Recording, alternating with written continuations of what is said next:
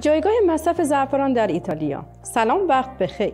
همونطور که میدونید ایتالیا یکی از جذابترین بازارهای اروپا برای زعفران به شمار میاد. این کشور با فرهنگ غذایی غنی و سنت دیرینه در استفاده از ادویه‌ها جایگاه ویژه‌ای برای زعفران قائله. در آشپزی ایتالیایی زعفران جزو ادویه‌های لوکس و ارزشمند محسوب میشه.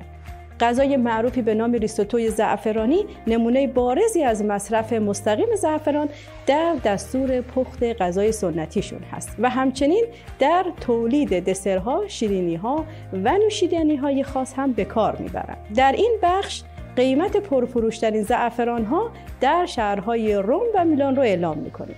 هر کیلوگرم زعفران نگین صادراتی 1895 یورو و زعفران سوپر نگین صادراتی گرید A هر کیلو 2910 یورو گزارش همکاران ما در نمایندگی ایتالیا بوده. شما تاجران و فعالان اقتصادی میتونید برای دریافت اطلاعات و لیست قیمت با کارشناسان ما در ارتباط بشید. از همراهی شما سپاسگزارم. خادمزاده هستم از مجموعه شرکت‌های زعفران کینگ بیزینس.